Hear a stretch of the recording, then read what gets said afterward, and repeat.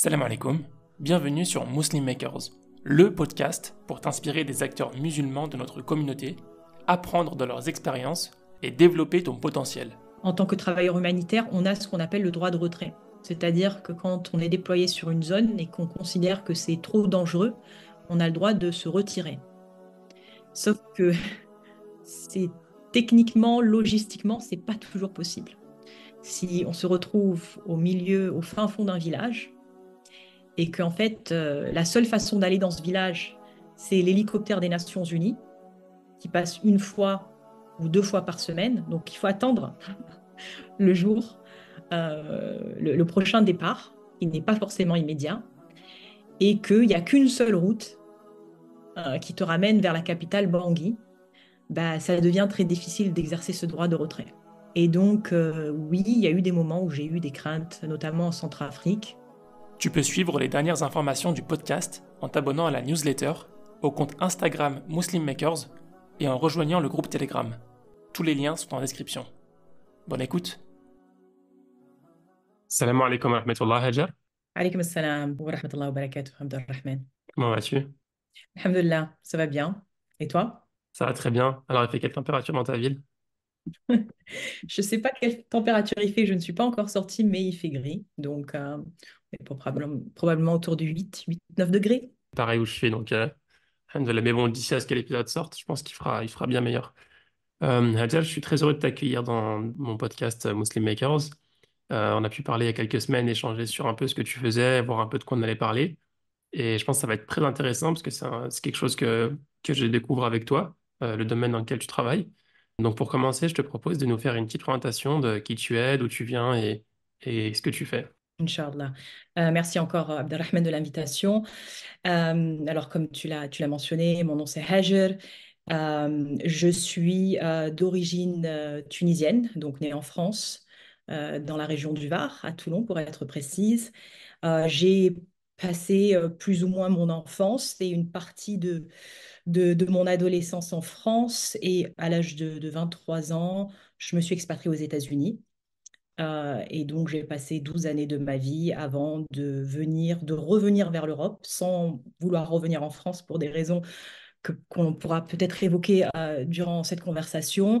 Et donc, ça fait à peu près 2 ans que je vis à La Haye, aux Pays-Bas, ce qui explique le temps gris et nuageux, qui est typique du climat hollandais.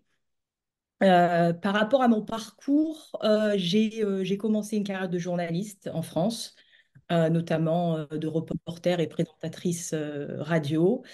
J'ai fait ça pendant à peu près, je dirais, 10 années. Ensuite, j'ai combiné avec le web, l'actualité du web en ligne, notamment quand je suis partie aux États-Unis. Et, euh, et puis, donc, après 12 ans, 11-12 ans, je dirais, dans le secteur de l'actualité, j'ai basculé vers le secteur de l'humanitaire international. Et donc, c'est à l'époque où j'étais aux États-Unis. J'avais commencé à travailler sur la crise des réfugiés syriens. J'avais été en Jordanie, donc j'avais fait une couverture pendant un mois. Et donc, à travers mes rencontres dans les camps de réfugiés, et j'ai été véritablement touchée. Et je pense que quelque chose s'est passé intérieurement où je voulais faire beaucoup plus que simplement écrire des articles ou rapporter leurs histoires, mais peut-être faire partie d'une équipe ou d'une organisation, d'une institution qui aussi servait ces populations. Et donc, j'ai fait cette transition, ça m'a pris 2 années, et puis j'ai rejoint donc le secteur de l'aide humanitaire. J'étais basée à Washington avec pas mal de déplacements sur le terrain. Et ensuite, donc, je voulais une véritable expérience en immersion. Et là, je suis partie en Afrique de l'Ouest, au Sénégal pour être précise, en sachant que à ce moment-là, j'avais accepté un travail, ce qu'on appelle une conseillère communication et médias volante, c'est-à-dire que je tournais en fait sur plusieurs pays, à peu près 5 pays. Donc, j'étais tout le temps en déplacement sur des zones de conflit essentiellement, avec des populations de déplacés. Ça a été une expérience extrêmement enrichissante, humainement, Et professionnellement aussi, j'ai grandi énormément. Je pense que c'est la période où j'ai grandi professionnellement très rapidement à ce moment-là, en l'espace de 2 années.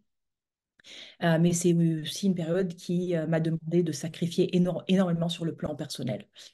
Et donc voilà, ensuite je suis revenue faire les États-Unis et j'ai continué mon parcours dans le secteur humanitaire toujours. Et à l'heure actuelle, je travaille pour une organisation, une ONG américaine qui se concentre sur la protection des populations civiles dans les zones de conflit. Et donc c'est véritablement d'actualité quand on voit ce qui se passe à Gaza, quand on voit ce qui se passe au Soudan, en Éthiopie, en République démocratique du Congo. La protection des populations civiles, ça a été un sujet assez négligé pendant des années parce que c'est la responsabilité des pays et des acteurs armés.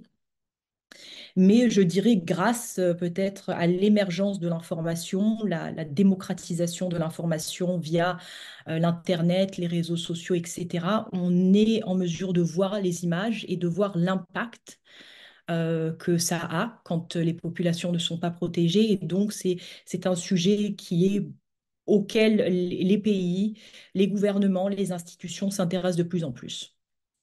Merci beaucoup pour cette présentation super complète. Mais on va revenir sur plein de petits points parce que c'est tellement intéressant. Donc toi, tu as commencé ta carrière, tu disais, dans les médias. Tu as fait des études dans le domaine. Et enfin, première question, est-ce que tu as fait des études dans le domaine? Et est-ce que c'était une passion? Tu savais déjà que tu voulais faire ça depuis un moment? Oui, je savais que je voulais être dans le domaine du journalisme et en fait, je pense que j'étais en quatrième à l'époque au collège quand j'avais commencé à faire cette décision. C'est une époque où déjà on t'oriente un petit peu, où tu as des conversations avec des conseillers d'orientation, etc. Et c'est vrai que la façon dont j'avais déterminé ce plan de carrière, c'était, ben, je suis très curieuse, donc pour moi, fallait suivre une carrière ou avoir un travail qui me permettait d'apprendre au quotidien mais aussi transmettre ce savoir. Je voulais voyager aussi et je voulais aider à la fois. Donc, à ce moment-là, j'avais déterminé que je voulais être reporter de guerre. Hmm. Euh, donc, je n'ai pas été reporter de guerre, donc j'ai été reporter tout court, en sachant que je couvrais de façon régulière les conflits, mais je n'étais pas déployée sur les zones de conflit. Et effectivement, en fait, j'avais commencé ma carrière en radio en tant que pigiste en 2006 sur la guerre entre le Liban et Israël, si je ne me trompe pas, quand il y avait eu un soldat israélien qui avait été enlevé par le Hezbollah et donc ça avait mené à une opération durant l'été 2006. Donc ça a été mon premier job en tant que reporter pigiste à Paris. Euh, j'ai fait un cursus universitaire assez simple, je dirais, c'était à l'université de Nice en information et communication avec une option journalisme et médias. Et ensuite, j'ai essayé de passer énormément de concours pour accéder aux grandes écoles. À l'époque, je ne sais pas à l'heure actuelle ce qu'il en est, mais en France, il y avait 12 écoles qui étaient reconnues pour la profession de journalisme. Donc, Mhm. ces concours déjà avaient un coût que mes parents ne pouvaient pas, de façon régulière, subventionner, financer, je dirais. Et donc, j'en ai passé deux auxquels j'ai échoué. Et je me suis dit, bah, c'est pas grave, je vais quand même taper aux portes de rédaction et puis on verra. Je vais commencer avec des stages et je vais essayer d'apprendre sur le tas. Et c'est ce qui s'est passé. Donc, j'ai commencé stagiaire et puis les opportunités se sont présentées. J'étais véritablement passionnée et déterminée. J'ai toujours eu cette capacité d'apprendre assez rapidement, alhamdoulilah. Mhm. Et donc, je suis très curieuse. Donc, en fait, j'ai toujours été une bosseuse. Donc, alhamdoulilah, je pense que ça m'a véritablement aidée. Alors, effectivement, j'avais pas le réseau au début. C'est ce qu'on nous donne, en fait, quand on va dans ces grandes écoles, c'est le réseau. Donc, je l'avais pas. Donc, j'ai dû le créer au fur et à mesure. Mais je pense que je m'en suis plutôt bien sortie. Et, euh, et, euh, et j'avoue que je pense qu'on a une meilleure formation quand on est formé sur le tas avec de réels professionnels plutôt que de passer par les grandes écoles. Après, comme je n'y suis pas passée, je ne sais pas. Mais en tout cas, de ce que j'ai pu voir dans la profession, passer par les grandes écoles n'est pas une garantie de succès. Ça ne veut pas dire que parce que tu passes par la grande école, que quand tu débarques à la rédaction, je me souviens avoir formé des stagiaires qui sortaient de ces grandes écoles et ça n'a pas toujours été évident. Donc, Hmm. je pense que c'est véritablement, c'est un métier qui peut s'apprendre sur le tas. Encore une fois, c'était au début des années 2000. Je ne sais pas ce qu'il en est à l'heure actuelle pour la profession.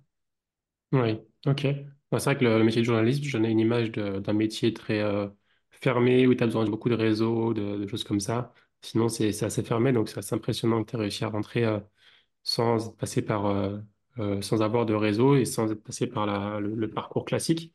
Donc, tu as fait ça quelques années avant d'aller aux États-Unis. C'est ça. En France, j'ai bossé, j'ai travaillé en tant que journaliste pendant à peu près 5 ans. Donc en radio essentiellement.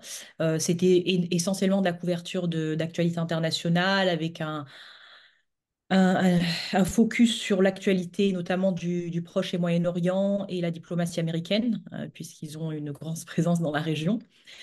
Avec aussi des sujets un petit peu plus nationaux comme l'immigration, la diversité, etc. en France.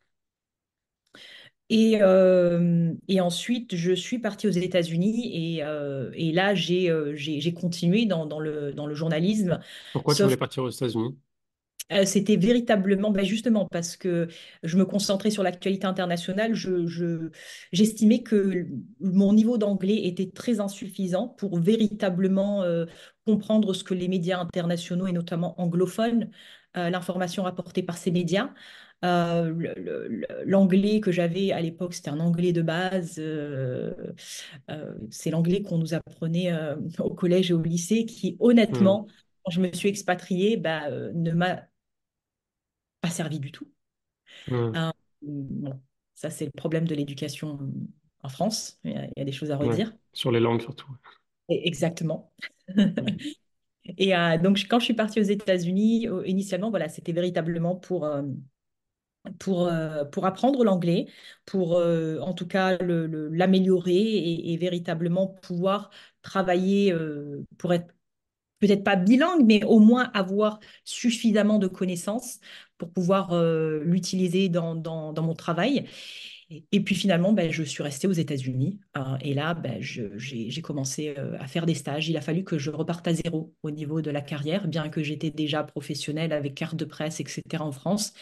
Il a fallu que je reparte par la case stage aux États-Unis pendant quasiment un an sans être payée.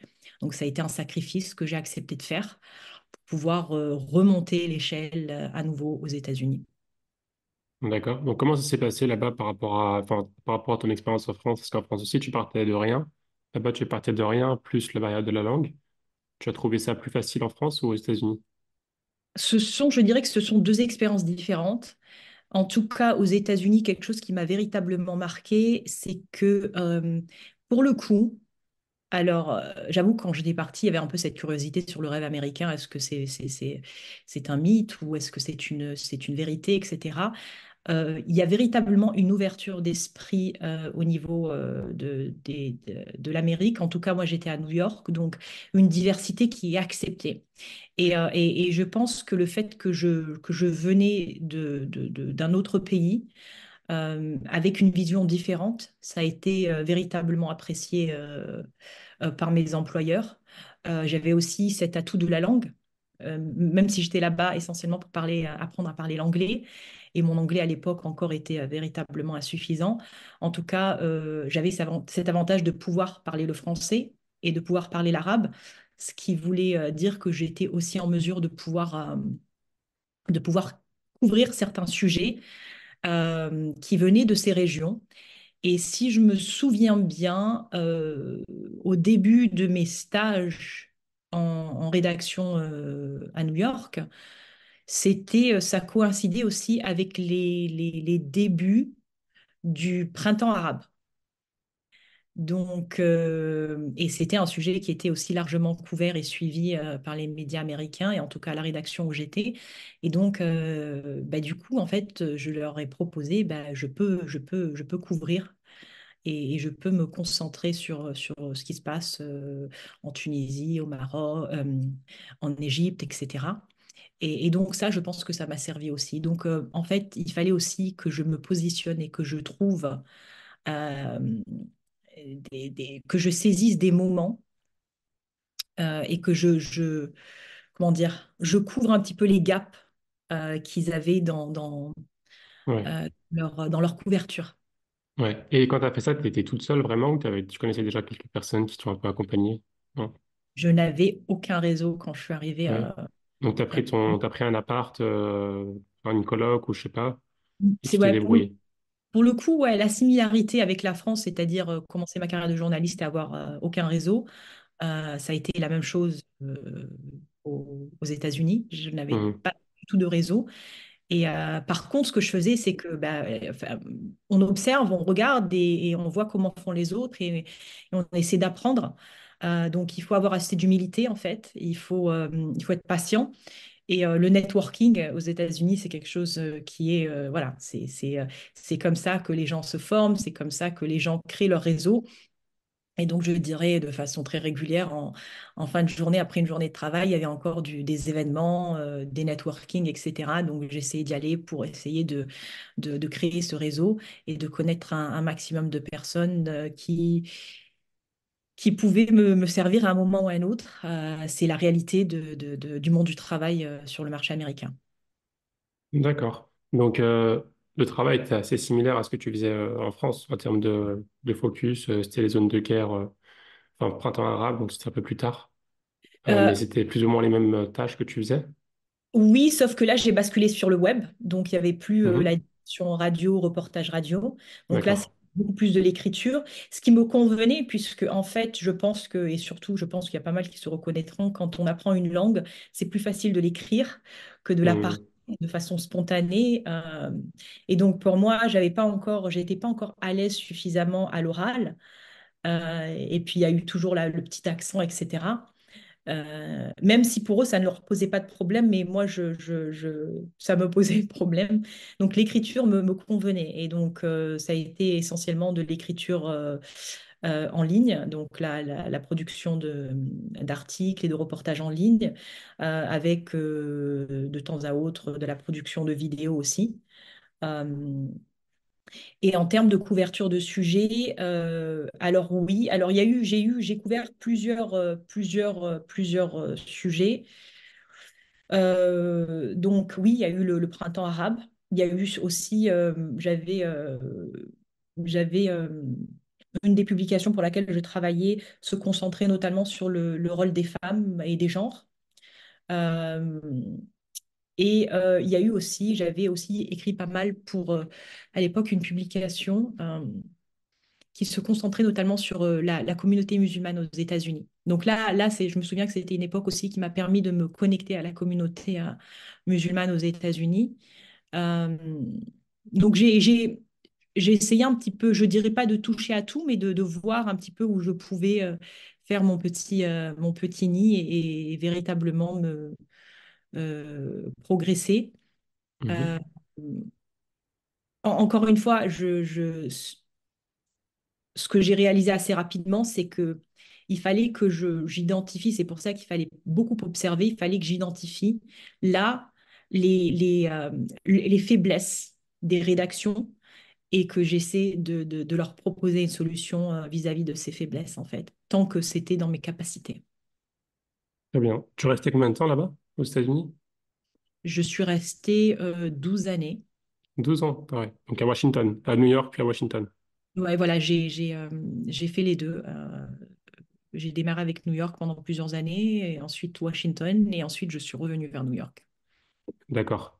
Ton rêve quand tu étais plus jeune, c'était de travailler en tant que reporter de guerre. Est-ce que à ce moment-là, quand tu travaillais sur tous ces sujets-là, ça se rapprochait de ce que tu t'imaginais, ce que tu voulais faire plus tard, ou bien pas totalement? Non, il y a une véritable différence parce que ça, je l'ai réalisé plus tard quand j'ai commencé à être déployée sur les zones de conflit Oui. que être reporter de guerre. Il y a véritablement ce besoin d'être au contact de la population. C'est décrire une situation de guerre à travers des dépêches AFP ou Reuters. Ça n'a rien à voir avec être véritablement là où se passent les choses. Il y a des choses qui ne sont pas racontées, il y a des choses qui ne sont pas vues, il y a des voix qui ne sont pas entendues. Donc, il y a véritablement une différence. Euh, donc, non, je dirais que c'était pas. Je pense que les deux ne sont pas comparables. Mais en tout cas, ce que j'ai fait, j'ai beaucoup, même si je n'ai pas été reporter de guerre, j'ai beaucoup, beaucoup apprécié tout le travail que j'ai fait. J'ai travaillé sur des sujets qui m'intéressaient, qui me fascinaient. Et pour être très honnête, la raison pour laquelle j'ai quitté le monde du journalisme, c'est encore une fois, c'est parce que je pensais que je pouvais toujours utiliser ces compétences de journaliste, mais les mettre au service d'une institution qui aussi euh, sert les populations dans les zones de conflit et en difficulté. Et puis aussi, il y a eu un moment, et je pense que cette crise, elle est toujours, le monde du journalisme et des médias traverse toujours une crise financière. J'ai réalisé que c'était très difficile en fait pour les rédactions de financer les déplacements de correspondants à l'étranger, etc. Ouais, Et donc, j'ai compris que ça allait être beaucoup trop compliqué pour moi d'être déployé sur des terrains de conflit ou d'instabilité, et parce qu'il n'y avait pas les ressources qu'il fallait dans les rédactions. ouais. Donc, quand tu as travaillé à New York et à Washington, c'était pour deux boîtes différentes, deux journaux différents, ou c'était quoi? C'était des journaux? À New York, ça a été uniquement, mes 5 premières années à New York, ça a été uniquement du journalisme, du news. Et quand je suis Mhm. partie à Washington, c'est là où j'ai basculé vers le secteur humanitaire. Donc D'accord. en 2015, c'est là où j'ai arrêté de façon officielle mon activité de journaliste et que j'ai basculé vers le monde de l'humanitaire. Et donc là, tu faisais des allers-retours dans des zones de guerre, ou comment ça se passait? En 2015 donc j'ai accepté ce job avec l'Organisation internationale pour les migrations, qui est une organisation onusienne.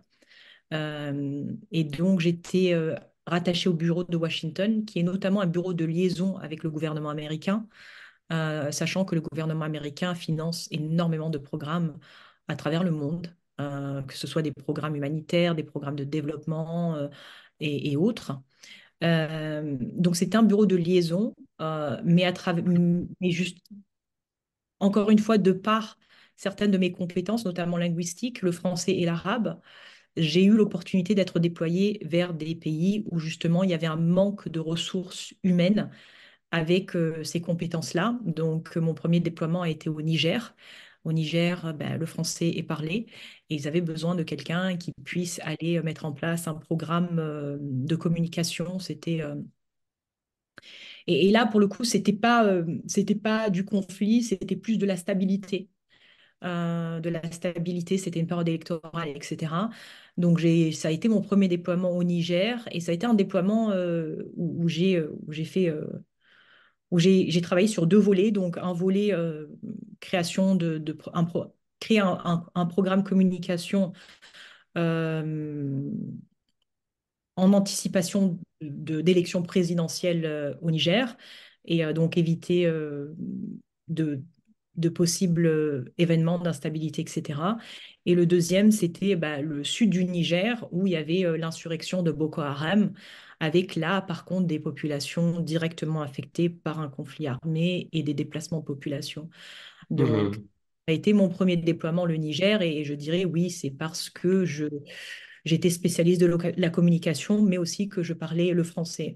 Je me souviens qu'à l'époque aussi, enfin ça c'est venu un petit peu plus tard, ça a été un déplacement à Haïti.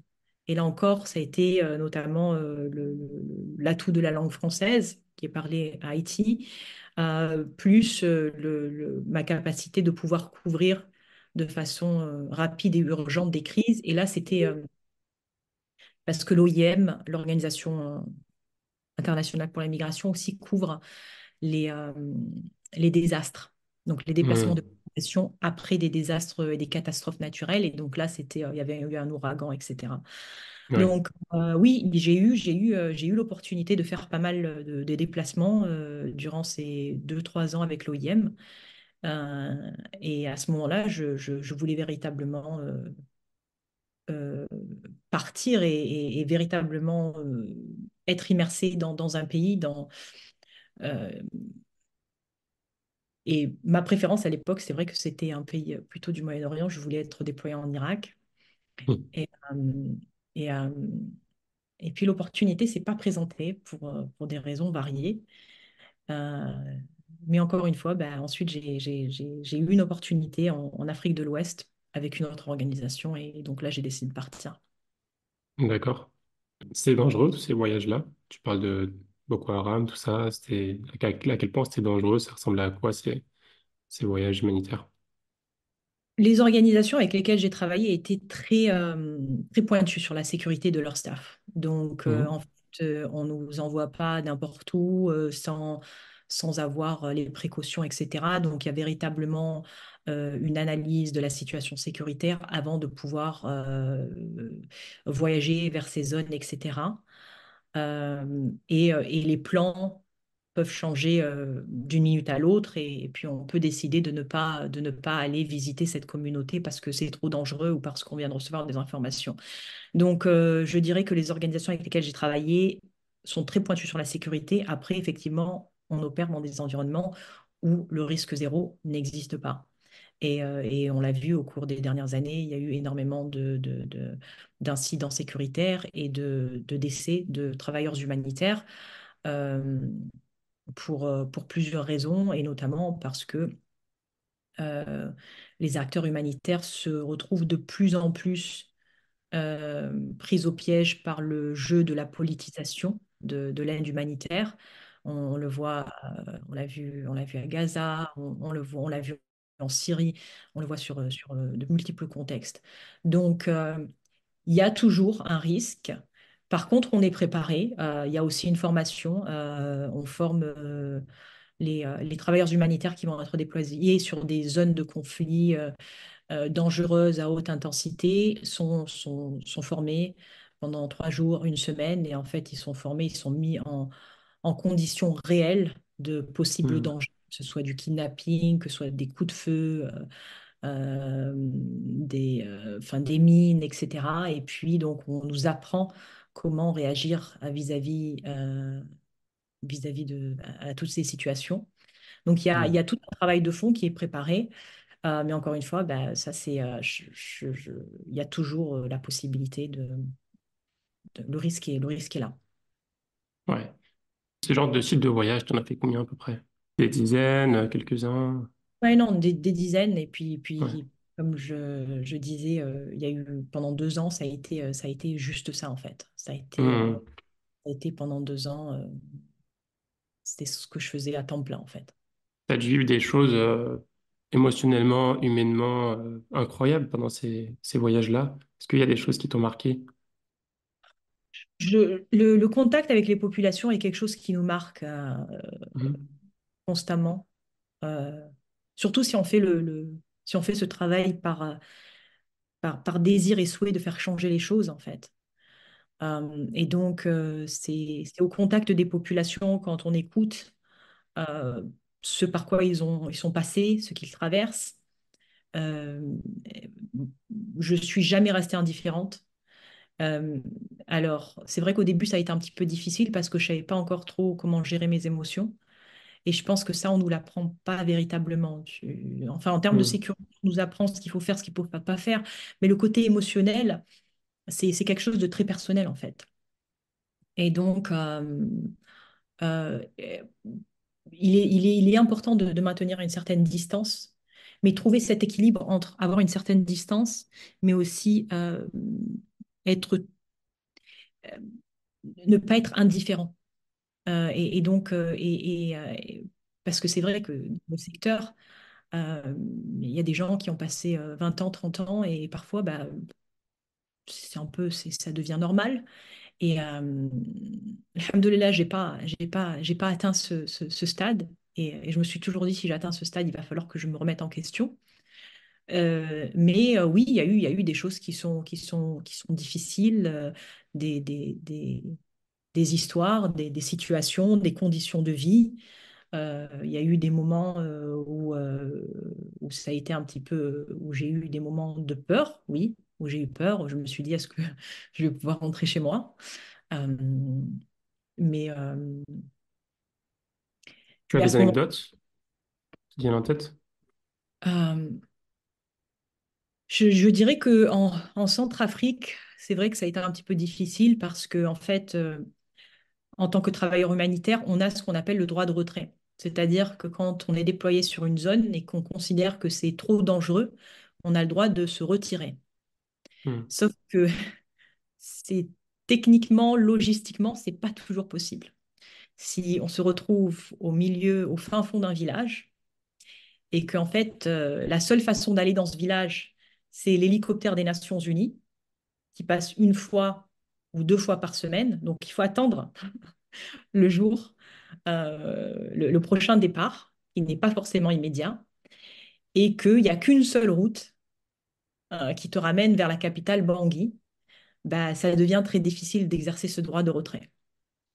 Et donc, oui, il y a eu des moments où j'ai eu des craintes, notamment en Centrafrique, euh, où j'ai eu des petites frayeurs. Je me souviens d'être arrivée dans ce village. Et après, il faut être aussi, c'est-à-dire qu'on travaille avec beaucoup d'équipes locales qui se fondent assez naturellement dans la communauté. Et, euh, et c'était pas mon cas. C'était pas mon cas. Donc, je devais passer une nuit dans un village euh, et il y avait pas d'exit en fait, il n'y avait pas de moyen de sortie. Il y avait l'hélicoptère, enfin, c'est pas moi qui gère les hélicoptères, donc il fallait attendre le prochain, le prochain créneau. Et donc, c'était en fin de journée. Le chauffeur me dit à Gère, on va t'emmener à l'hôtel. J'en dis d'accord, bah alors est-ce que vous pouvez, est-ce que je peux savoir de quel hôtel on parle? Parce que moi j'avais compris que j'allais rester soit au bureau, soit on a ce qu'on appelle une guest house. Donc je me sentais plus en sécurité si je pouvais rester avec les collègues. Et m'explique, non, on va te mettre dans un hôtel, t'inquiète pas, on met tous les autres collègues quand ils viennent, on les met là-bas. Bon, j'avoue que je suis pas très rassurée. J'appelle le chef de bureau à Bangui et je lui dis, écoute, c'est pas du tout ce qui m'a été expliqué au début. Je suis pas très à l'aise. Et puis bon, il me rassure, et, etc. Et je dis, OK. Puis ensuite, le chauffeur me dit, Agère, je te laisse les clés du véhicule parce que s'il se passe quelque chose, tu pars avec le véhicule. Et à ce moment-là, et c'est, tu sais, c'est des grosses jeeps. Et je lui dis, mais attends, mais non, attends, là, vous êtes en train de m'effrayer, À je ce comprends plan-là. pas du tout, je Ouais. suis pas là pour ça. Il faut m'expliquer. Il me dit, non, non, mais c'est juste la procédure habituelle. Et surtout quand on a des staffs qui viennent de l'extérieur, pour leur sécurité, s'ils ont besoin de partir, il faut qu'ils partent. Il faut qu'ils partent. Et à ce moment-là, je commence à me poser véritablement de vraies questions. Et donc, on m'amène à l'hôtel. Et je rappelle le chef du bureau. Je lui dis, écoute, je ne suis pas rassurée du tout, surtout par ce que j'entends. Il me dit, bon, écoute, bah, je vais laisser le chauffeur, il va dormir aussi à l'hôtel. Je dis, OK, bon, ça va, parce que de toute façon, je ne pourrais pas conduire ce véhicule. Et puis, il y a une seule route, comme je disais, il y a une seule route qui te ramène vers la capitale et je n'ai aucune idée de cette route. Et puis, c'est une route en plus enfin, c'est des routes de terre qui sont pas Hmm. construites. Donc, c'était juste pas du tout gérable pour moi. Émotionnellement, ça devenait difficile. On m'a mis à l'hôtel. Et puis, j'avoue que j'avais pas dormi cette nuit. J'avais pas dormi. Et puis, il y avait pas mal d'agitation à l'extérieur. Euh, Sauf que à ce moment-là aussi, je pense à ma propre sécurité, mais aussi je pense aux collègues. J'ai pas envie de les mettre dans des situations aussi qui seraient difficiles, juste parce que je suis pas capable de gérer mes propres émotions. Donc ça a été une nuit très très difficile, très agitée. J'ai pas fermé l'œil de la nuit. Et au moment du lever du soleil à 6 heures du matin, je suis partie taper à la porte du chauffeur et je lui ai dit, ben, on y va, on part. On part et on va à la prochaine destination. Donc, je me souviens que cette nuit a été une véritable angoisse, angoisse pour moi. Euh, donc, il y a eu des petits moments comme ça où je pense qu'il y a, il y a eu de la peur du fait d'un environnement très incertain, plus incertain qu'habituel. Parce on est habitué à gérer des situations où tout est incertain, mais il y avait des moments où c'était beaucoup plus incertain. Et donc, oui, il y a eu des moments de petite panique. Euh, mais alhamdoulilah, j'ai jamais été affectée. J'ai pas le souvenir d'avoir été affectée directement ou être menacée. Euh, tout ce qui se passait et tout ce que j'ai pu entendre ou voir, c'est véritablement à l'extérieur. Donc, parfois, on ressent une hostilité de la communauté. Donc, on nous dit, il faut partir. Hmm. Euh, on a les groupes armés juste à l'extérieur du, du lieu de résidence qui sont en train de se tirer dessus. Donc, on nous demande de rester en hibernation, etc. Donc, il y a des Et situations carrément, comme ça. t'avais, par la fenêtre, tu pouvais voir des fois des conflits. Il ne fallait pas s'approcher des fenêtres. Donc, dans ces Hmm. moments-là, en général, en fait, ce qui se passe, c'est justement pour la sécurité, c'est que la façon dont les guest house ou ce qu'on appelle des compounds, des lieux de résidence, c'est assez clos. C'est clos et c'est fermé, justement, où il n'y a aucune visibilité. L'extérieur n'a pas de visibilité sur ce qui se passe à l'intérieur et on n'a pas de visibilité sur ce qui se passe à l'extérieur. D'accord, d'accord, très bien. Dans ces moments-là, est-ce que tu racontais tout à ta famille, j'imagine, enfin, presque tout, ou tu essayais de cacher des choses quand tu voyais que c'était trop dangereux? Non, ça a été déjà les communications avec ma famille quand j'étais déployée, je les réduisais au minimum. C'était plus pour leur dire je vais bien, Euh, du genre je vais bien, je suis en vie, hein, alhamdoulilah, Hmm. on se rappelle Hmm. demain, Inch'Allah. Donc ça n'a jamais été des conversations longues. Déjà parce que aussi il y avait des problèmes de connexion, d'internet, etc. Donc c'était pas idéal. Et surtout, je voulais pas les inquiéter. Et puis même quand je repartais à Dakar, où peut-être les conditions de vie étaient beaucoup plus agréables et il y avait une certaine sécurité, non, j'ai jamais partagé ces informations. Je suis jamais rentrée dans les détails avec ma famille, avec ma mère notamment, parce je voulais certainement pas l'inquiéter. Ouais. Mais ils se rendaient compte de enfin, ce que tu faisais techniquement, ou pour eux, c'était juste un voyage. Non, Hmm. il le savait, et je pense qu'à un moment, surtout, oui, oui, non, il le savait parce qu'il voyait un petit peu l'information, il comprenait qu'il y avait des choses qui se passaient. Euh, Euh, ou par contre, parfois, je leur racontais un petit peu des histoires d'une mère, de famille, ce qu'elle a enduré, etc. Donc, ils comprenaient à travers ces récits que les choses n'étaient pas évidentes. Il y a eu aussi des moments, peut-être c'était un peu plus simple pour ma famille, quand je leur disais que j'allais en Irak, etc. Là, oui, c'était un petit peu. Je pense qu'ils avaient une meilleure compréhension de ce qui se passait en Ouais. T'as Irak. fini par y aller en Irak, du coup. Oui, oui, j'avais fait des déploiements et c'est pour ça que j'avais envie d'être établie là-bas. J'avais apprécié l'équipe, j'avais apprécié le travail en fait qui se faisait là-bas. Euh, quand il s'agissait du Moyen-Orient, oui, ils avaient une meilleure compréhension de ce qui se passait. Peut-être parce qu'il y a une certaine connexion avec le monde arabe aussi. Ouais. Euh, mais non, j'ai essayé de pas trop leur dire, mais je sais qu'à un moment, euh, ils s'impatientaient que je prenne la décision de rentrer vers les États-Unis ou de rentrer en France. Et Hmm. donc, effectivement, quand je suis repartie aux États-Unis après 2 années en Afrique de l'Ouest, ils étaient soulagés. Ouais. Dans certaines zones, je sais pas en Afrique si c'est la même chose, mais en tout cas au Moyen-Orient, en Irak, même Pakistan, tout ça, même si c'est pas forcément toutes les zones de guerre, je sais que parfois, enfin, quand on veut se déplacer dans certains endroits, même si on est juste un touriste, on doit être accompagné par des militaires ou des gardes, etc. Toi, c'était tout le temps ça Les organisations ont différentes approches Mhm. vis-à-vis de ce qu'on appelle des escortes militaires ou des escortes de sécurité, notamment d'entreprises privées. Alors, tu as les pour et contre.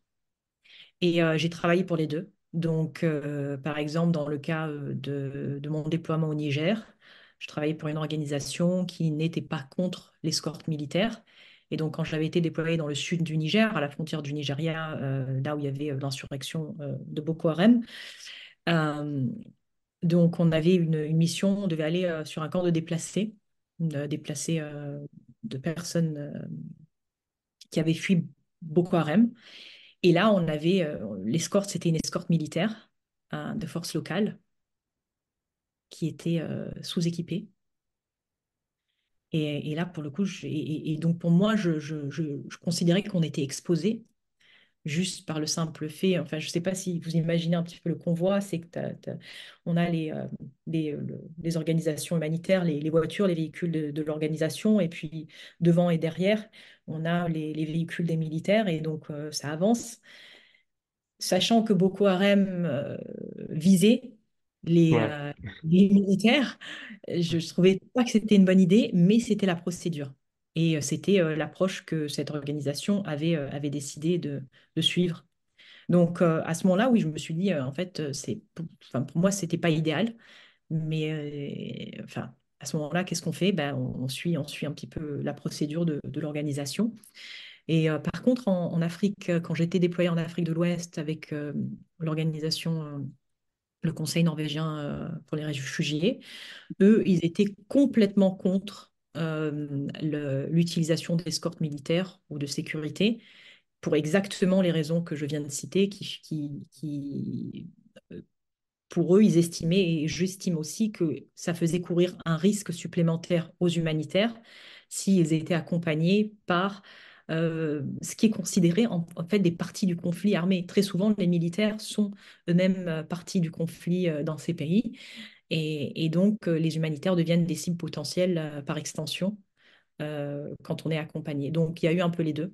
Et dans le secteur humanitaire, il y a véritablement deux approches. Et toi, tu devais mettre un gilet une sorte de gilet pare-balles, pas forcément, non? Non. J'ai jamais eu Non, j'ai jamais eu à mettre un gilet pare-balles ou un casque.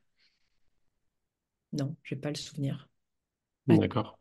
Dans la plupart des pays que tu as visités en tant qu'humanitaire, reporter humanitaire, euh, c'est des pays musulmans. Donc le Niger, tu as dit, Centrafrique, je sais pas, si c'est majorité il y a une musulmane, communauté musulmane, il y a une communauté, c'est mix. l'Irak, etc. Le fait enfin, d'y aller en tant que musulmane aussi, est-ce que ça a apporté quelque chose ou non, ça apportait pas spécialement quoi que ce soit? Mais pour être très honnête, c'était une époque déjà où je portais pas le voile, donc c'était pas évident Mhm. si j'étais musulmane ou pas. Euh, En revanche, quand j'arrivais dans les pays musulmans, en Irak, Jordanie, Égypte, etc., quand on travaillait avec les déplacés, Yémen aussi. Là, pour le coup, Yémen, ouais, je portais le voile, donc ça a été une expérience différente. C'était l'année dernière. Euh, Immédiatement, il y a une connexion qui se crée. Bah, déjà, il y a une connexion qui se crée via la langue, parce que j'essaie au mieux, même si effectivement je parle un arabe dialectal, qui est l'arabe tunisien, j'essaie toujours de communiquer en arabe avec eux, et je pense qu'il y a une connexion déjà qui se crée immédiatement. Et puis ensuite, effectivement, à travers la conversation, etc., euh, ils réalisent que je suis musulmane, et donc effectivement, il y a ce lien qui se crée, et il y a un sourire qui se dessine sur leur visage, et une source de confort un petit peu. Oui. En Afrique, en Afrique de l'Ouest, c'est un petit peu différent. Euh, je pense pas que ça a percuté, pour être très honnête. Euh, Ça, c'est pas été la même expérience. Euh, et surtout, je dirais, et là, c'est plus du tout le volet religieux, mais je dirais que c'est plutôt, même si je leur disais, écoutez, en fait, je suis de l'Afrique du Nord, je suis tunisienne, et puis dans les pays dans lesquels il y avait une communauté musulmane, je suis aussi musulmane, etc. Ça percutait pas. Euh, il fallait beaucoup plus de temps pour créer ce rapport avec les communautés. Là où ça bloquait par moment, c'est que pour eux, en fait, j'étais française et je représentais la France, donc je représentais un pays avec lequel ils n'étaient pas forcément en accord. Et des dernières années, les choses se sont véritablement dégradées entre pas mal de pays africains et la France. Et donc ça, je le ressentais. Je le ressentais, c'était beaucoup plus difficile à créer ce rapport Et je sais que, par exemple, quand j'avais été au Mali, parce que j'avais un passeport français, j'avais pas été autorisée à visiter le centre et le nord du Mali. C'était devenu, voilà, c'était juste un gros risque. Et, euh, et donc, j'avais pas pu faire j'étais restée à Bamako. D'accord. Ouais, c'est vrai que les choses se sont vraiment dégradées là, ces dernières années. Ça doit être assez risqué maintenant même pour les Français dans certaines zones de voyager. Tu parlais du port du voile, donc je vais rebondir dessus. On m'en discutait il y a quelques semaines au téléphone. Tu m'avais dit que c'était aux États-Unis, hein, peut-être que tu avais réussi à te reconnecter à l'islam. Est-ce que tu peux nous raconter cette expérience? Ouais, alhamdoulilah. Je sais que ça surprend beaucoup de gens quand je leur dis qu'en fait, je me suis retournée vers l'islam quand je suis partie aux États-Unis. Je suis pas surpris personnellement. Et je pense qu'effectivement, quand on y va et quand on réalise en fait de l'intérieur les mentalités, on y repense. Mais effectivement, en fait, bon, mon expérience s'est concentrée sur New York et Washington, et dans un premier temps à New York. Effectivement, quand on parle aux Américains, ils nous disent, bon, New York, c'est différent du reste des États-Unis. C'est vrai, c'est vraiment un mini monde, très cosmopolite, divers, où les gens sont accueillis assez rapidement. Et on arrive à se fondre dans la masse de façon naturelle, malgré nos accents, malgré nos différences, etc. Et c'est quelque chose que j'ai adoré à New York et que j'avoue qui manque énormément euh, quand j'y suis pas. Et, euh, et donc, la première année, quand j'arrive à New York, je connaissais personne. Et je me dis, mais en plus, c'était difficile de se faire des amis parce qu'aux États-Unis, enfin, moi, je venais de France et le concept de l'amitié en France, il était aussi différent du concept américain. Aux Américains, il y a beaucoup hang-out, viens, on traîne ensemble et ensuite, on se voit pas pendant 6 mois, etc. C'est très typique des Américains. Donc, c'est très difficile de former des amitiés solides aux États-Unis. Donc, j'arrivais pas à me faire un cercle d'amis, en fait. C'était des gens que je rencontrais, mais en fait, qui disparaissait ensuite pendant 3, 6 mois. Et donc, je me sentais seule.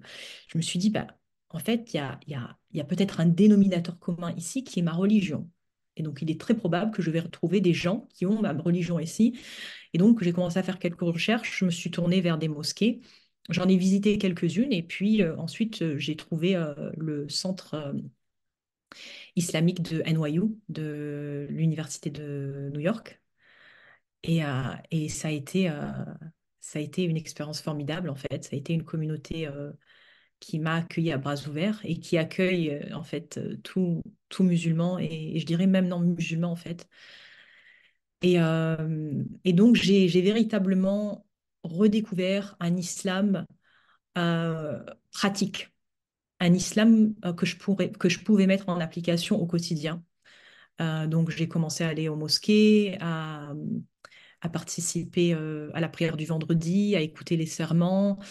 à, euh, c'était les premières fois où je priais dans une mosquée avec la communauté. C'était ma première fois où je priais le tarawih dans une mosquée.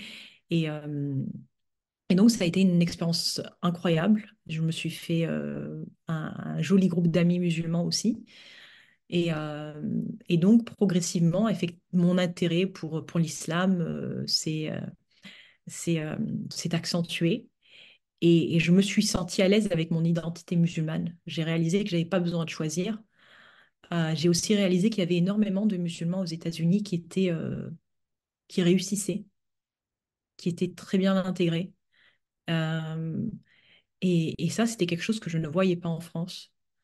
Mon identité musulmane dans le marché du travail américain n'a jamais été remise en question. Elle n'a jamais été pointée du doigt. Et ça, c'était des choses qui me surprenaient. Et les opportunités que j'ai eues aux États-Unis, que ce soit même ce qu'on appelle public speaking, de parler, d'intervenir sur Oui. Prise de des parole en événements, public. Ouais. parlant, etc. Et je me suis dit, mais ça ne, probablement, ça aurait été très, très difficile en France. Et ici, prise de parole, pas dans des événements musulmans, c'est vraiment pour des événements séculaires, hein. Et, euh, Et donc, effectivement, j'ai eu ce regain d'intérêt pour l'islam. Je trouvais qu'aussi les imams et les prêches, comme je disais, sont très très pratiques. C'était pas du théorique. Ça résonnait. C'est tout ce qui se disait, je pouvais sortir et le mettre en application dans ma vie au quotidien ou véritablement y réfléchir et voir comment le mettre en quotidien. Et c'était aussi, alors je sais pas si c'est mon expérience en France, mais en tout cas, c'était un islam tolérant. C'était un islam où, oui, oui, il y avait la crainte d'Allah subhanahu wa ta'ala, mais c'était pas les serments, les prises de parole d'imams et de personnes de savoir ne se concentraient pas sur la peur d'Allah subhanahu wa ta'ala, qui est une chose à laquelle j'ai été beaucoup exposée en tant qu'enfant et en tant qu'adolescente, où tout était haram et Allah, c'est celui qui va te punir. Et donc, ça me donnait pas véritablement envie. Et effectivement, là-bas, ça a été une expérience totalement différente. Effectivement, Allah subhanahu wa ta'ala, il faut le craindre, mais Allah subhanahu wa ta'ala est aussi miséricordieux et généreux. Donc tu as appris à aimer, à plus aimer Allah, la religion, à travers un discours plus positif peut-être et plus pratique. Exact. Je pense que il y a beaucoup de personnes, enfin moi en particulier aussi, j'ai pu découvrir la darwa anglo-saxonne, même je pourrais dire, assez jeune, et c'est vrai que ça a été très utile dans mon développement et dans ma compréhension de la religion, d'écouter ce genre de prêche, de discours, même en ligne, tu vois. Et ouais, enfin je pense qu'il y a un décalage entre enfin si on fait une moyenne, hein, bien sûr, il y a toujours des exceptions entre l'islam en France et même dans les pays, voilà, la région, et l'islam qu'on peut retrouver, pas de partout, hein, mais dans les pays anglo-saxons. Et voilà, je pense qu'il y a il y a du bon de partout, mais j'ai trouvé beaucoup de bon dans ce qui est enseigné, le côté pratique, comme tu dis.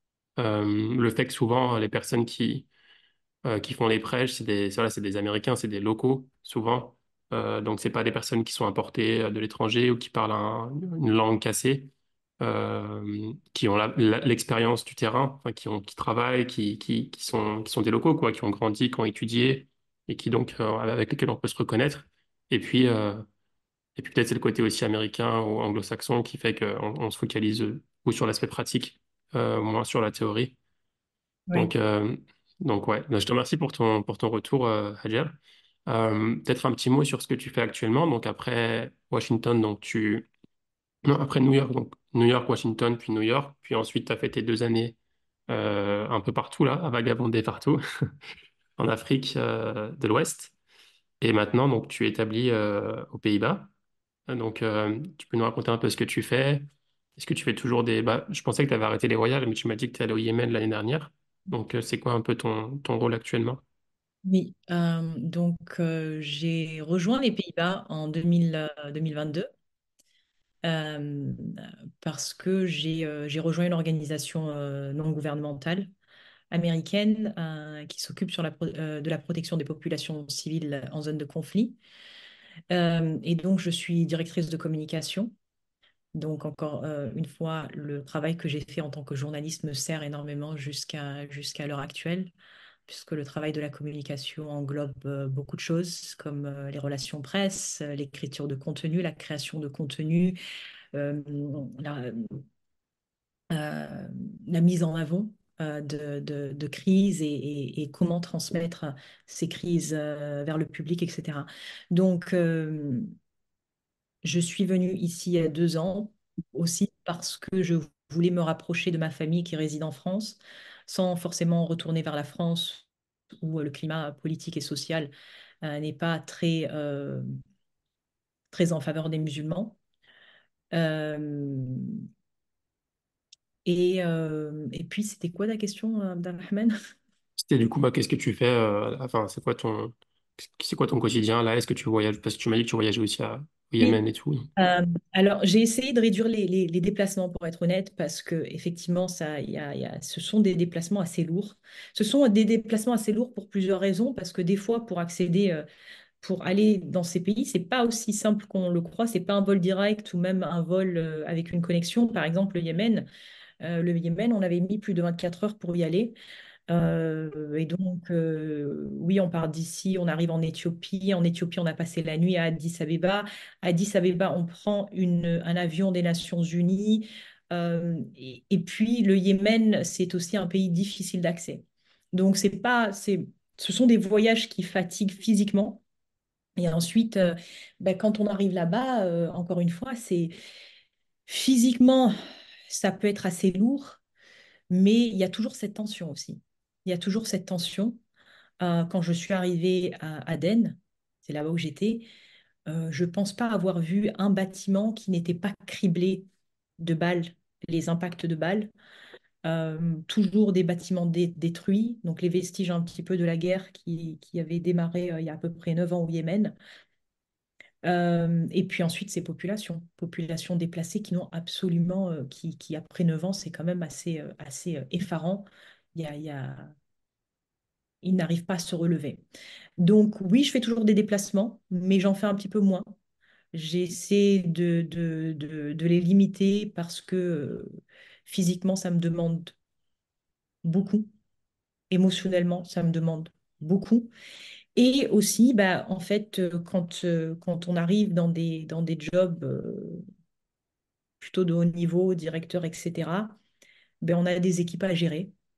On a beaucoup plus de responsabilités, donc je peux pas me retrouver à balader aux quatre coins du monde parce que j'ai aussi du travail qui m'attend au bureau et donc il faut que je gère un petit peu les deux. Donc j'essaie de conserver un pied sur le terrain autant que possible, tout en essayant d'assumer mes responsabilités de directrice.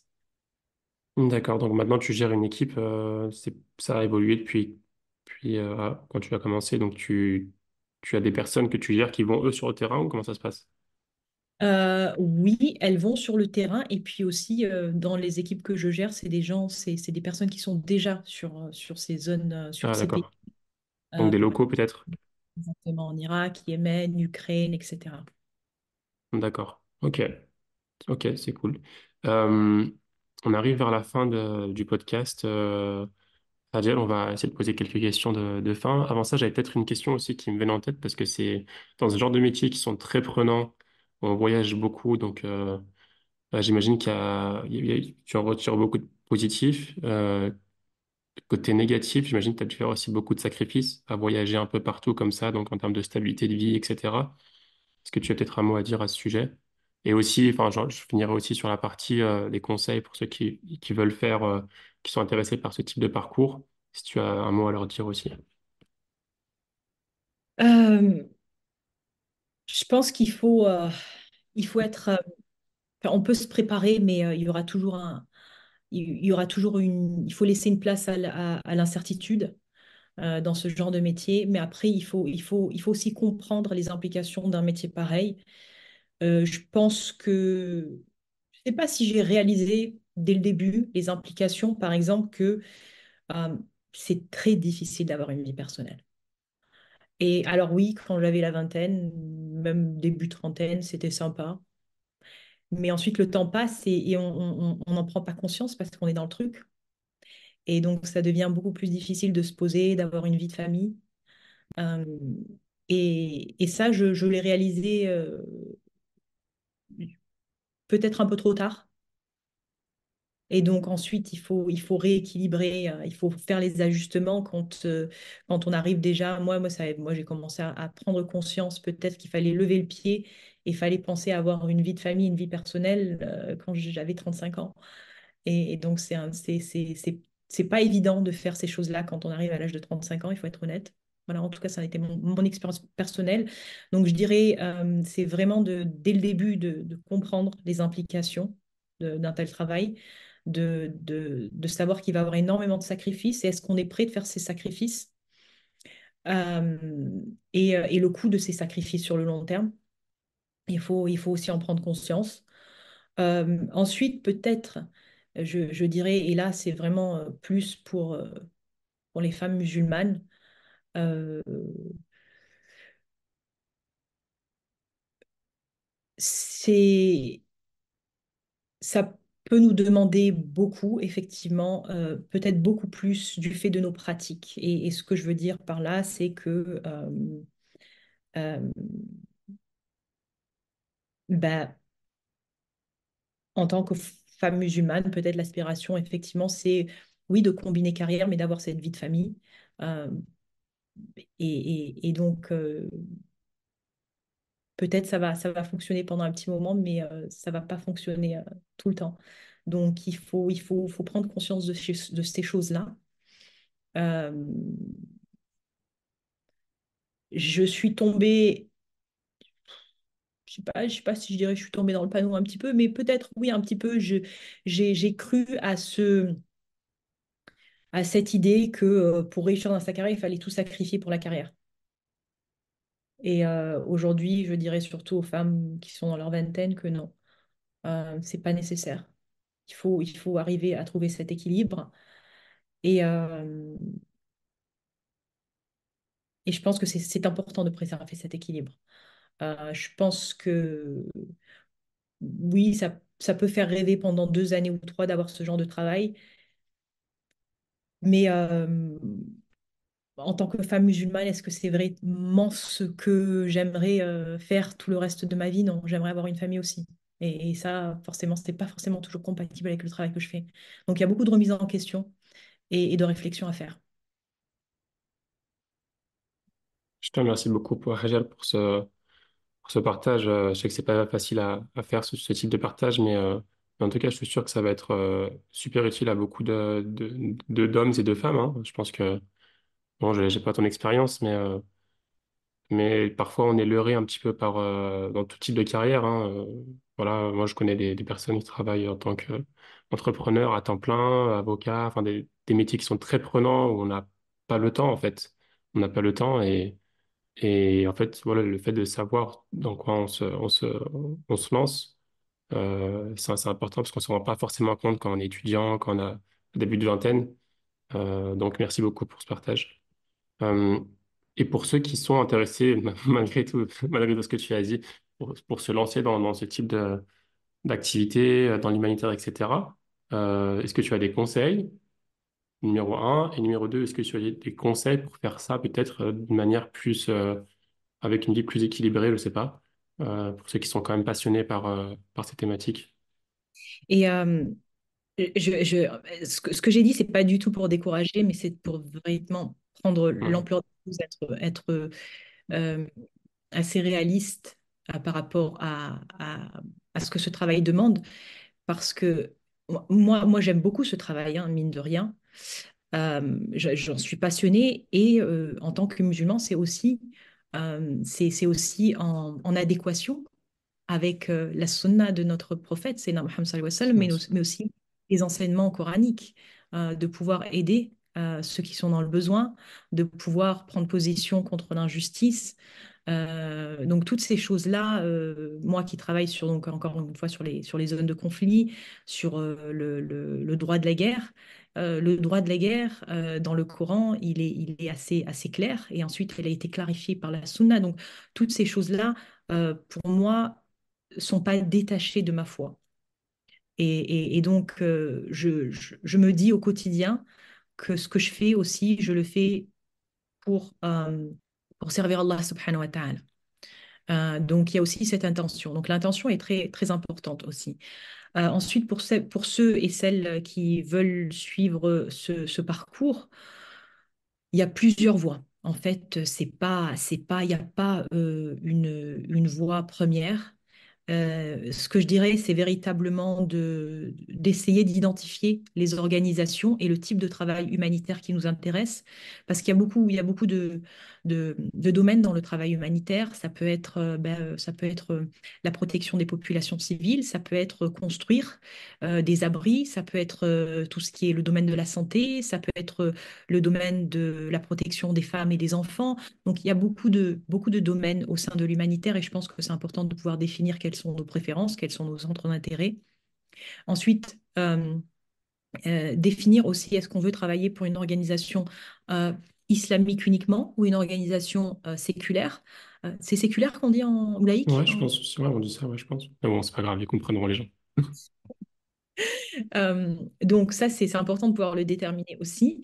Et puis déterminer est-ce qu'on veut faire ce travail sans forcément voyager, c'est possible. Et donc dans ces cas-là, c'est soit le faire à distance depuis la maison, puisque maintenant on a beaucoup de flexibilité par rapport au travail, ou alors par rapport à partir du bureau. Si ce n'est pas le cas, ben, dans ces cas-là où effectivement il y a des déplacements, ou alors être totalement déployé dans le pays et rester sur une longue durée dans ces pays-là. Donc il y a beaucoup de choses, de questions auxquelles il faut répondre avant de pouvoir s'orienter. Et en fonction de ces réponses, ben, on peut commencer les recherches et savoir vers quelle organisation s'orienter et voir quelles sont les opportunités. Euh, une façon de commencer, c'est le volontariat, mais pas toutes les organisations le proposent. Donc, des missions courtes de consultants, ça se fait de façon très fréquente, surtout quand les organisations n'ont pas forcément les financements pour du long terme. Donc, peut-être ça va être une période de 6 mois, mais ça donnera suffisamment de temps aux personnes de savoir est-ce que c'est quelque chose qui leur plaît ou pas. Euh, il y a pas mal de cours en ligne aussi qui se font, donc je pense que c'est bien aussi de pouvoir faire quelques cours en ligne pour avoir certaines bases par rapport à ce qu'est le monde humanitaire. Un réseau que j'utilise énormément, je ne sais pas en France si les gens l'utilisent énormément, peut-être oui, peut-être que non, je ne sais pas. C'est LinkedIn, mais c'est très très Ouais, on utile l'utilise. Ouais, pour une c'est équipe très utilisé en France aussi maintenant. professionnelle. Donc véritablement, si c'est quelque chose qui vous intéresse, connectez-vous avec les chefs de bureau. Les équipes euh, sur LinkedIn. En général, les gens sont assez faciles à approcher. Et je pense que c'est une bonne façon de commencer. Il y a aussi un site qui s'appelle Relief Web, Relief Web, Mhm. WEB. Et ce site, il y a pas mal d'offres d'emploi. Il y a uniquement des offres d'emploi en fait qui sont liées au monde humanitaire. Euh, Oui. Ça peut être aussi très utile si vous êtes en recherche d'emploi dans le secteur humanitaire. Trop bien. Ben, je mettrai le lien en description. On va finir par quelques petites questions du coup. Qu'est-ce que tu préfères dans ton quotidien, dans ton travail? Qu'est-ce qui t'anime tous les jours? C'est une très bonne question parce que toutes les journées sont différentes. Ce qui me donne de la satisfaction dans mon travail, ça va dépendre des journées. Si je suis déployée et que je suis sur le terrain, c'est véritablement le contact avec les populations, les voir, passer un petit peu de temps et pouvoir écouter et voir de quelle façon on peut essayer de faire changer les choses. Et puis, si je suis au bureau, c'est véritablement la prise de décision, parce que ça peut être très difficile dans des organisations pareilles de pouvoir arriver à un consensus et donc prendre des décisions sur des sujets assez délicats, mais sur lesquels on décide d'adopter des positions fortes. Par exemple, le conflit à Gaza, c'est un exemple, c'est quelque chose qui a été il y a eu énormément de discussions en interne pour se mettre d'accord sur quel langage utiliser, etc. Euh, et, euh, ce qui me satisfait, c'est quand on adopte du langage fort et courageux euh, pour pouvoir adresser ces problèmes. Et forcément, ce qui ne me satisfait pas, c'est quand on est un petit peu trop sur nos gardes ou trop dans la retenue. Oui. Oui. Et donc, par rapport à ça, ça a dû être difficile. Enfin, vous avez dû avoir peut-être beaucoup de négociations qu'il y a dû avoir. Oui, il y a eu beaucoup de négociations. Alors après, et sur des sujets pareils, en fait, il faut comprendre que ça sera le résultat d'un consensus et qu'il va falloir satisfaire au maximum les personnes qui représentent l'organisation, qui travaillent pour l'organisation. Il faut faut tenir, on tient compte de plusieurs paramètres, y compris quand on émet des positions, on met en place des communiqués, qu'on ne ferme pas les portes. C'est-à-dire que des fois, si on va trop fort et on tape sur quelqu'un trop fort, sur un gouvernement par exemple, euh, ben, le risque c'est qu'on va fermer la porte au dialogue. Donc il faut trouver cet équilibre où on tape assez fort, mais que cette porte reste ouverte. C'est noté. Quelle est la compétence qui, toi, t'est le plus utile ou qui t'a été le plus utile dans ton travail? Je pense que mon travail de journaliste et ma capacité de pouvoir détecter de quelle façon le cycle de l'actualité va évoluer me sert énormément dans mon travail à l'heure actuelle. Ouais. Ça, c'est quelque chose d'inné ou tu t'es formé par rapport à ça? Tu lis beaucoup? Comment?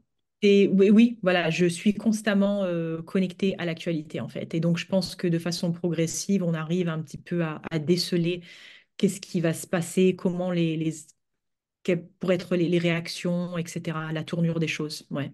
Et les magazines, les médias que tu suis le plus, c'est quoi? Ça reste assez varié et je suis beaucoup, j'écoute beaucoup de podcasts plutôt Mhm. pour apprendre à les grosses publications. Et j'avoue que je suis très, bah, c'est essentiellement tout ce qui est médias anglophones à l'heure actuelle. Mais donc oui, c'est de la BBC, du NPR, Washington Post, New York Times, Al Jazeera, Middle East Eye et toutes ces publications. Classique. Ok. Euh, Est-ce que tu as, enfin, la vie que tu as, que ça bouge pas mal, même un peu moins en ce moment, mais est-ce que tu arrives à avoir des routines qui te permettent de garder l'énergie, de progresser? Oui, alhamdoulilah. Oui, j'ai véritablement, je suis assez structurée sur mes journées. Donc bah, déjà, il y a tout ce qui est tout le côté religieux, donc mes prières, la lecture du Coran, l'écoute et le visionnage de lectures. De prêche, ouais. J'essaie d'aller à la salle de sport de façon régulière le matin après la prière de Salat al-Fajr et avant le début de ma journée de travail. Donc, maintenir une activité physique aussi, c'est très important. Donc, ces deux aspects sont quasi quotidiens. Et ça me permet de maintenir un équilibre entre le spirituel et le physique. Trop bien. Est-ce que tu as une recommandation de livres ou de podcasts, je parlais de podcasts qui t'ont marqué? Oui, il y en a beaucoup et peut-être un podcast que j'apprécie, c'est The Thinking Muslim. Ouais, Euh, je connais. donc, c'est un podcast que j'aime beaucoup. Trop bien. Bah, écoute, je mets ça en description. Et enfin, dernière question. Si un auditeur ou une auditrice a une question à te poser, elle a bien aimé les podcasts, elle souhaite te faire un feedback ou bien a une question, est-ce que c'est possible? Oui, oui, bien sûr. Je pense que LinkedIn, c'est un bon médium de communication. Très bien, je mettrai ton LinkedIn. Bah écoute, Rachel, on a un peu dépassé le temps, je suis désolé. En tout cas, c'était un échange passionnant. J'ai appris beaucoup de choses sur le domaine, sur cette thématique. Je connais pas, honnêtement, je connais personne qui travaille. Peut-être si je réfléchis, je pourrais une personne, mais voilà, très peu de personnes qui travaillent dans l'humanitaire, qui ont une vraie expérience sur la physique, sur le terrain. Et c'est vraiment passionnant. Je pense que j'aimerais beaucoup mettre en avant plus de personnes comme ça. En tout cas, je te remercie beaucoup pour ton temps, pour ton partage, pour ton retour d'expérience. Qu'Allah facilite, qu'Allah te mette la baraka dans tes projets, dans tous tes projets. Et puis voilà. Merci beaucoup, Abdelrahman. Merci de l'invitation. Ça m'a fait plaisir de pouvoir échanger avec toi également. Merci beaucoup. Je fais pas très bientôt, Inch'Allah. Pourquoi pas si je passe aux Pays-Bas. Et puis d'ici là, porte-toi bien. Salam alaikum. Alaykoum salam. Si cet épisode t'a plu, je te propose de le partager à 3 personnes de ton entourage, à noter le podcast 5 étoiles sur Apple Podcast et à invoquer Dieu pour qu'Allah mette la baraka dans cette initiative. À bientôt, Inch'Allah. Salam alaikum.